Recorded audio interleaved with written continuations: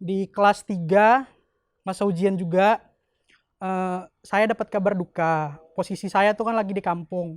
Jadi sedikit cerita lah nih, eee, almarhum ayah saya tuh meninggal gitu. Itu jadi saya bilang titik-titik terendah saya lah. Di situ lagi ujian, lagi kelas 3 fase bingung-bingungnya, dihadapi lagi dengan terpaan orang tua meninggal, malah posisi jauh, karena saya kan sekolah di kampung waktu itu. Saya sekolah di kampung dekat kampung orang tua, nah orang tua posisi di kota di Medan. Saya dapat kabar jam 5 pagi, jam 5 pagi orang tua meninggal. Situ hari Jumat ujian, saya nggak tahu mau ngapain.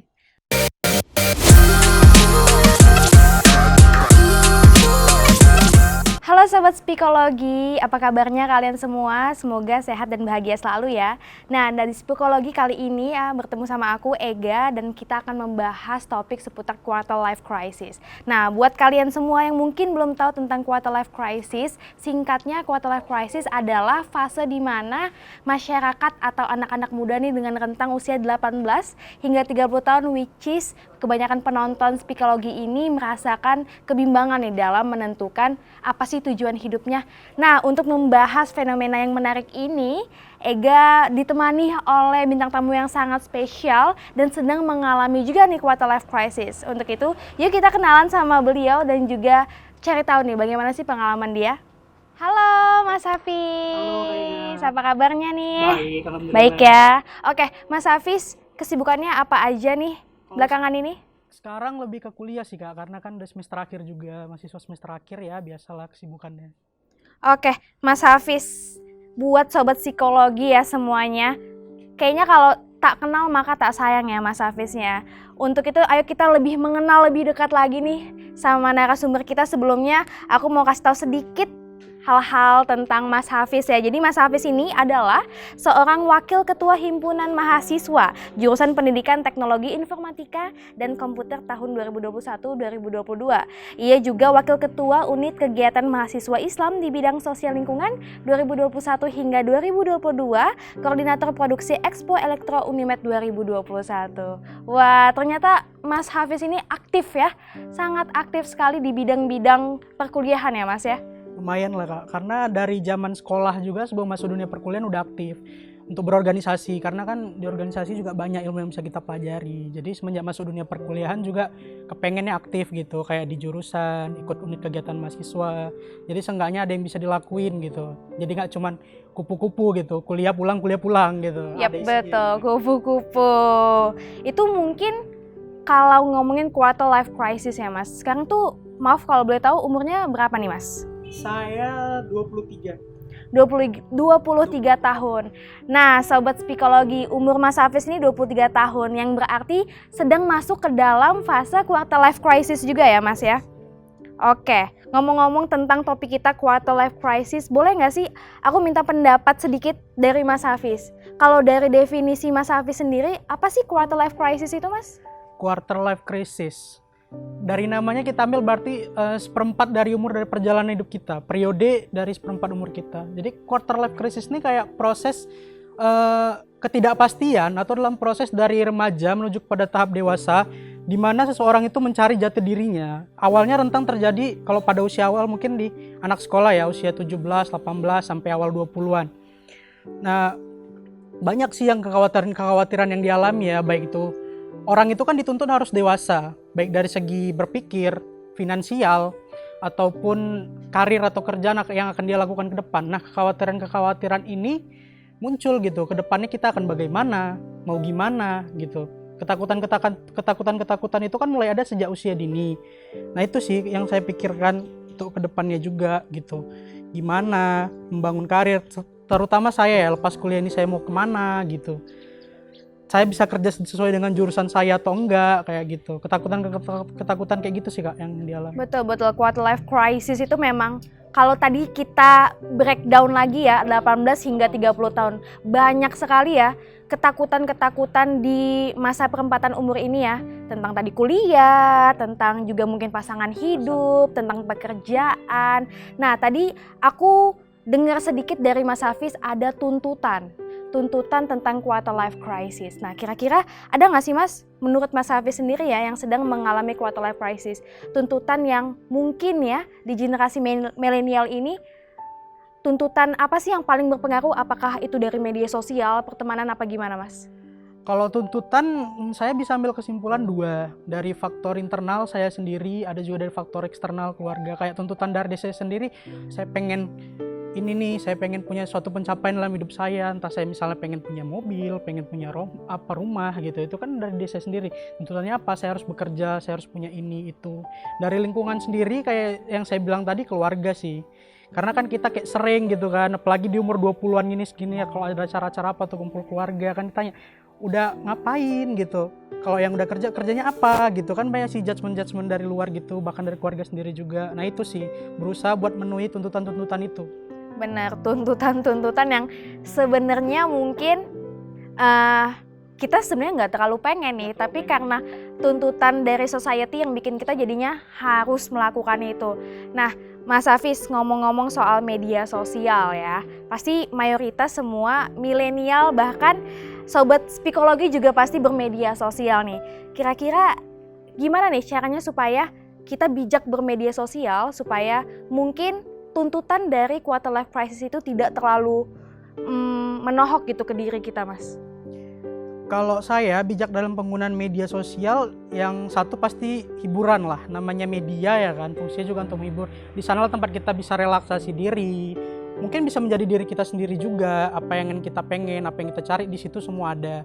Tapi kalau memang kita bisa lebih bijak lagi dalam memanfaatkan media sosial ini juga, nggak cuman ngurusin apa berita yang terjadi dengan di luar ini, bisa untuk kita sendiri, kayak ngasih benefit, bisa cari cuan di situ. Banyak kok sekarang yang memanfaatkan media sosial itu, kayak food vlogger, influencer, mereka memanfaatkan media sosial itu dengan maksimal dan baik gitu penggunaan. Jadi baik buruknya media sosial itu ya tergantung kita juga sih.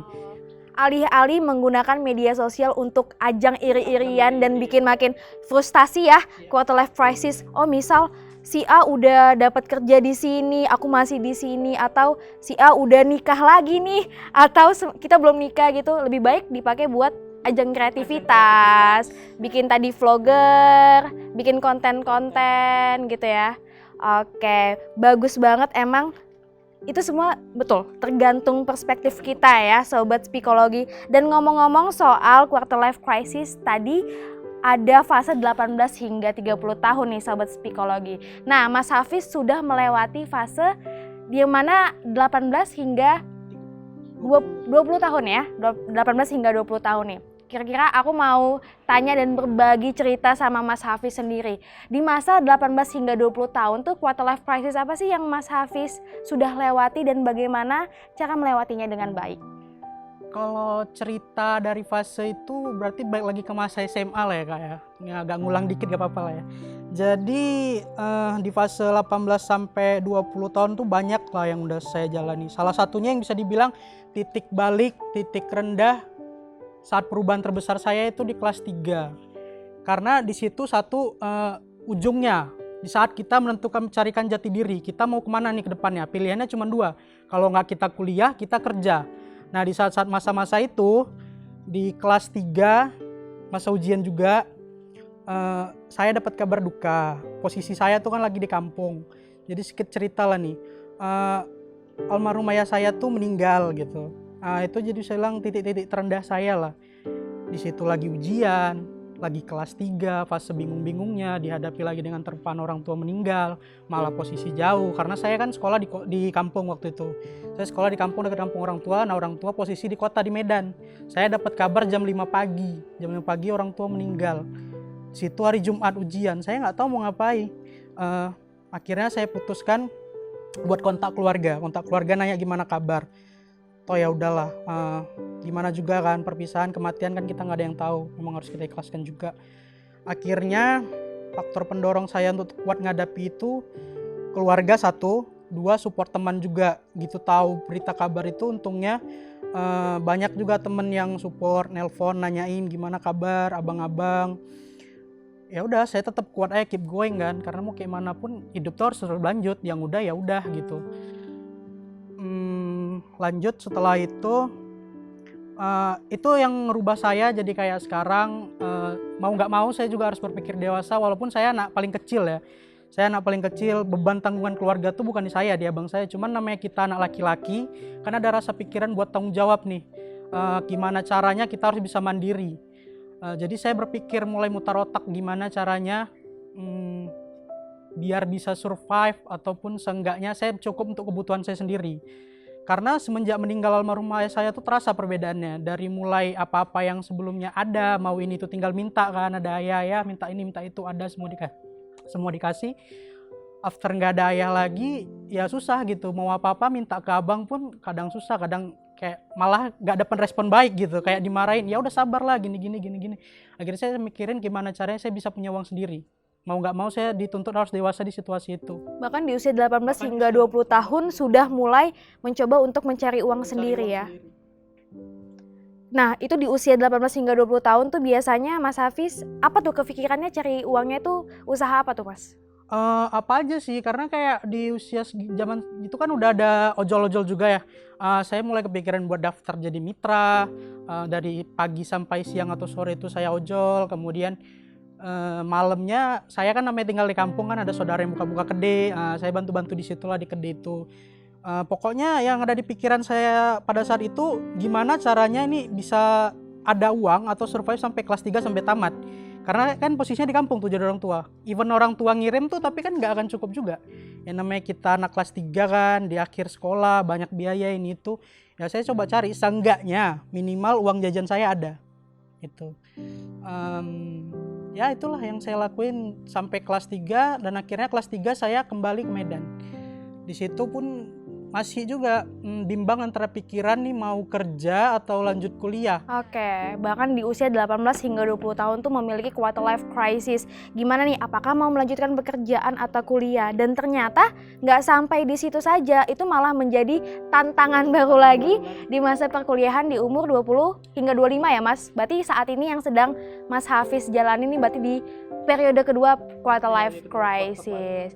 Nah, di periode kedua umur 20 hingga 25 tahun ini tuh bagaimana Mas Hafiz menjalaninya? Karena menurut saya di umur-umur segini itu semakin banyak tantangan, semakin banyak godaan juga supaya hidupnya tetap semakin tahu nih apa sih yang kita inginkan gitu Mas. Apa yang Mas Hafiz lakukan gitu? Kalau di usia sekarang ini saya apalagi semenjak mulai pertengahan semester 4 tuh saya mulai mikir gini, gimana caranya masuki dunia kerja profesional, gimana caranya supaya bisa menjadi orang dewasa yang sepenuhnya. Saya mulai belajar memperluas relasi lah yang pertama utamanya, baik itu relasi ke teman, dosen-dosen saya juga mulai dari semester 4 sampai until semester 8 sekarang tuh sering berteman sama dosen, sering chatan sama dosen. Kadang banyak tuh dosen atau teman-teman yang nawari kerjaan kayak freelance atau apa. Kebetulan kan saya jurusan komputer. Banyak tuh yang nawar-nawarin kerjaan buat desain-desain ini, desain itu, atau bantu project dosen, bantu terjemahin jurnal. Ya kegiatan itu masih berlanjut. Saya gimana caranya harus survive, punya uang sendiri, mandiri. Yang saya utamain situ sih perluas relasi, gimana caranya dikenal orang. Jadi kalau apa-apa orang butuh itu, oh teringat si ini, si itu bisa dikontak gitu. Agree, bener ya, dari semester 4 bahkan udah kepikiran untuk gimana supaya nggak cuma kuliah-kuliah doang nih, tapi setelah kuliah apa yang harus dilakukan. Saya setuju banget tuh. Emang ternyata tuh nongkrong bukan cuma nongkrong ya, relasi tuh sangat penting ya. Tapi depends relasinya relasi yang gimana dulu nih, yang bisa membangun masa depannya ya Mas ya. Nah Mas Hafiz, boleh nggak diceritain kira-kira di masa perkuliahan ini ya, which is mungkin beberapa sobat psikologi bakal menjalani masa-masa itu ya sebentar lagi. Ada nggak sih Mas sarannya nih untuk mereka bagaimana memanfaatkan masa kuliah untuk tetap bisa belajar dengan baik dan juga bisa mulai membangun nih ke depannya mau jadi apa sih, mau gimana sih gitu Mas? Iya, itu kalau untuk saran saya mulai dari awal perkuliahan sih, ikuti kegiatan-kegiatan UKM atau organisasi yang ada. Karena organisasi itu membangun kita, mengasah kita baik dari segi soft skill maupun hard skill. Di sana juga koneksi berlaku. Ada kerjaan seliwuran-seliwuran atau informasi apapun itu, semua kita dapat dari organisasi. Dan kuliah ini Kak, kalau saya bilang kita nggak bakal dapat 100% dari sana. Dosen mereka cuma kasih kupas kulit luar doang, selebihnya kita cari sendiri. Banyak ilmu-ilmu yang saya sendiri saya pelajari ini nggak dari perkuliahan. Saya dapat dari luar, event itu dari organisasi, via YouTube, media sekarang, banyak sih yang bisa didapat. Dan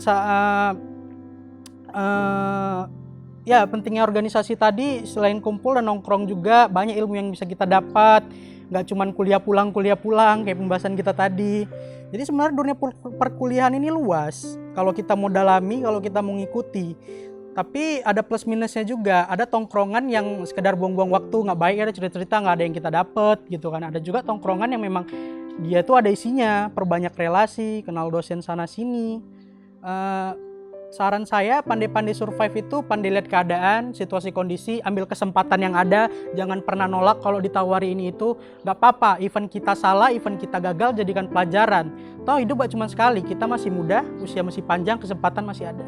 Oke, itu salah satu cara ya Mas, supaya mungkin di masa-masa perkuliahan masih pada bingung nentuin apa ke depannya untuk ikut berorganisasi dan banyak ketemu teman-teman lain, membangun relasi. Salah satu cara untuk menenangkan quarter life crisis itu, karena dengan bertemu orang otomatis ada rezeki baru, ada ilmu baru juga ya. Jadi kalau semakin banyak pengetahuan-pengetahuan itu, semakin kaya juga nih kitanya tentang hal-hal yang mungkin apa sih yang kita pengenin gitu ya, apa sih sebenarnya yang kita suka gitu. Tadi ada 3 fase lagi nih ya. Satu periode lagi ya di umur 25 sampai 30 tahun. Nah, itu kayaknya adanya di saya ya, Mas ya. Mungkin ya, karena saya juga belum masuk fase itu. Iya. Oke, kalau tapi ntar Kak ya, saya potong dikit. boleh. Menurut saya untuk fase 25 until 30 itu mungkin kita udah mencapai satu kondisi yang stabil lah ya, baik dari segi finansial ataupun sosial, pertemanan dan lain, mungkin hubungan juga. Mungkin dari sudut pandang saya udah lebih tertata lah, karena dari sebelumnya kan juga kita udah ngadepin itu, fase itu, karakter kita udah terbentuk untuk kesana ke depannya. Ya mungkin dari saya itu, yang menurut Kak Ega yang di fase ini sekarang. Di fase itu ya, benar sih, mungkin permasalahannya udah nggak sama seperti di periode-periode sebelumnya gitu ya. Mungkin fase 25 sampai 30 tahun itu lebih ke jati diri kali ya. Jati dirinya mungkin seperti apakah mau tetap ada di sini atau mau explore hal-hal lain. Itu mungkin salah satu quarter life crisis yang sedang aku hadapi juga nih Fis ya, kalau boleh curcol sedikit ya. Mungkin itu ya di umur-umur segitu, karena biasanya udah dapet nih pekerjaan yang mungkin sudah matang, sudah enak. Tapi sebagai manusia biasa pasti kayak I want more, pengen sesuatu yang lebih, pengen explore hal lain. Tapi quarter life crisisnya mungkin di saat ngerasa tapi udah settle banget nih, udah stabil, takut kalau misal aku ambil risiko, apakah bakal dapet yang settle seperti ini lagi, kira-kira kayak gitu.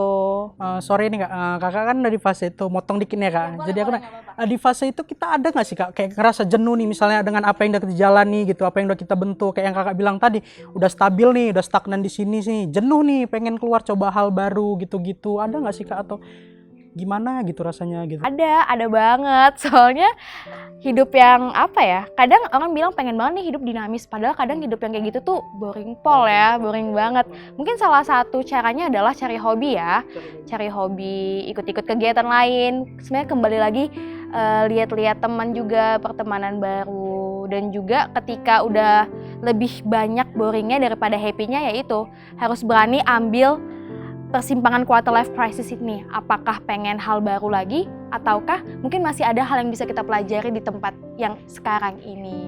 Itu udah terlambat nggak sih Kak? Misalnya kita udah di situ tuh, kita putar untuk ngambil karir yang baru atau ngambil jalan lain di situ. Menurut Kakak itu terlambat nggak? Atau kita harus build sendiri? Jadi gantian ya, sobat aja, psikologi. Gitu. Sementara kan betul. belum sampai di umur itu gitu. Nah Kakak kan yang udah mengalami dunia itu, dunia kerja, profesionalisme itu dituntut tinggi gitu di situ. Sebenarnya nggak ada yang terlambat sih ya, nggak ada yang terlambat. Selama kita yakin ya, kadang aku juga berpikir dalam hidup nggak boleh terlalu idealis banget, kayak nggak apa-apa lah, kejar aja mimpi bla bla bla. Tapi juga nggak boleh nekat ya, itu namanya ya. Ya enak banget sih kalau denger-denger pepatah atau motivasi, kejarlah mimpimu bla bla bla. Tapi realitanya ya kita juga yang ngejalanin, nge-backupnya gimana. Jadi kalaupun mau kayak gitu, aku rasa belum terlambat selama kita punya keyakinan, punya kemampuan, dan juga punya backup plan ya. Plan ABC-nya tuh apa. Jadi kalau misal gagal nih amit-amit, masih ya udah tenang, masih ada plan B, plan C. Karena di umur-umur segitu kayaknya untuk masih bergantung kepada orang tua udah tidak di fasenya lagi ya, sudah bertanggung jawab atas keputusan dan pilihan-pilihan sendiri. Betul. Ya semoga bisa jadi ini ya, masukan atau pandangan baru buat sobat psikologi nih tentang fase-fase umur tadi ya, 18 hingga 20, 20 hingga 25, sampai 25 hingga 30 tahun. Nah, kalau ngomongin quarter life crisis nih ya Pis ya, karena saya juga mengalaminya nih di fase-fase ini, saya juga mau sedikit cerita nih Pis.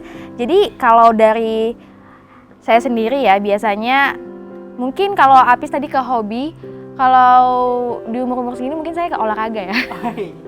Ke olahraga supaya tetap sehat juga ya, ketemu teman baru juga, dan kadang tuh nggak cuma harus fisik aja yang sehat ya Fis ya, hatinya, pikirannya juga sehat dengan berolahraga. Jadi emang kalau mau hidupnya bahagia, hatinya tenang, itu dimulai dari pikiran ya Fis ya? Pikirannya harus tenang dulu, baru kita bisa mikir mau ngapain, mikir mau kemana, arah yang positif juga. Intinya jangan sendiri ngadepinnya, dan juga jangan berdiam. Kan banyak orang nih kalau dia nggak bisa ini, jatuhnya orang tuh introvert, dia lebih nutup diri dia sendiri. Nah itu yang bahaya sih, dimana kadang-kadang orang-orang introvert itu bisa jatuhnya ke hal yang negatif. Jadi sebenarnya orang-orang ini mereka cuma perlu temen, perlu orang untuk diajak sharing, untuk berbagi. Agree. Jadi ketika mengalami quarter life crisis, mungkin sobat psikologi ada baiknya untuk cari hobi, cari teman, jangan apa-apa dipendem sendiri juga. Karena kalau misalnya terus dipendem-pendem nih kepusingannya tentang hidup, ya jadinya malah sakit ya, bukan malah berkembang dan tahu mau kemana nih arah selanjutnya gitu ya Hafiz ya. Oke, kira-kira nih last statement dari Hafiz nih, apa sih yang pengen disampaikan atau motivasi saran kepada sobat psikologi kita untuk yang sedang mengalami quarter life crisis dan mungkin nantinya akan ada di fase-fase quarter life crisis selanjutnya supaya bisa lebih survive ya dalam menjalaninya? Oke, buat sobat psikologi ya, kalau dari saya mungkin berdasarkan pengalaman saya juga, yang utama intinya itu jangan sendiri. Cari teman, cari tongkrongan, cari lingkungan yang baik, lingkungan yang support, lingkungan yang mendukung kalian. Banyak kok yang bisa kalian lakukan untuk menghindari quarter life crisis. Salah satunya dengan hobi tadi. Kalian juga bisa kembangkan minat dan bakat. Intinya lakukanlah hal yang positif. Toh umur kita masih muda, jalan kita masih panjang, lakukan apa yang bisa kita lakukan. Ambil kesempatan yang ada, jangan pernah takut gagal, coba dan coba terus. Oke, bener banget. Aku juga mau nambahin ya sobat psikologi. Kalau aku sih mengibaratkan hidup itu kayak jalan raya nih, Pis. Iya.